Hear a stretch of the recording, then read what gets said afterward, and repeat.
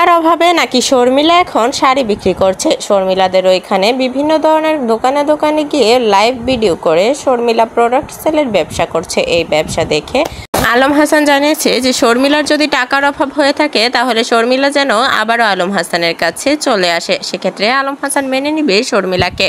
সেক্ষেত্রে আবার শর্মিলা তার বোনকে নিয়ে একটা শর্ট ভিডিওর মাধ্যমে জানিয়েছিল যে যদি আলম হাসান মেনে নেয় শর্মিলা সংসার করতে প্রস্তুত।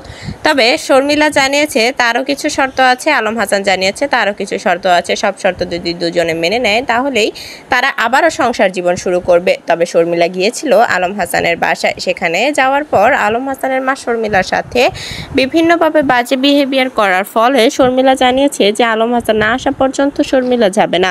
তবে বর্তমানে শর্মিলা এবং আলম হাসানের মধ্যে মিল হয়ে যাওয়ার সম্ভাবনাটাই বেশি, কারণ দুজনই দুজনকে বেশি মিস করছে। শর্মিলাও জানিয়েছে এ কথা। তবে শর্মিলা বলেছে মিহাল তার মা হিসেবে আমাকে অনেক ভালোবেসেছে, আমিও মিহালকে ছেলে হিসেবে অনেক ভালোবেসেছি।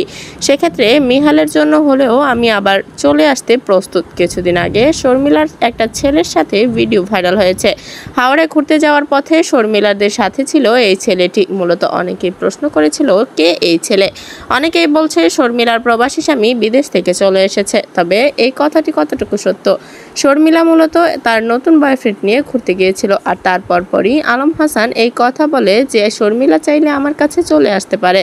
তবে শর্মিলা তার নতুন বয়ফ্রেন্ড নিয়ে হাওড়ে ঘুরতে গেছে, তার কোনো ভিডিও দেয়নি, কিন্তু হঠাৎ করে এই ভিডিওতে এই ছেলে চলে আসে এবং না দেখে এই ভিডিওটা আপলোড করে দেয় শর্মিলা। তারপরই তুমুল কন্ট্রোভার্সির মুখে পড়ে জনগণের। তবে শর্মিলাকে অনেকেই বলছে যে শর্মিলা বর্তমানে যে গেটআপ দেখাচ্ছে সেটা শর্মিলার আগে কখনোই ছিল না।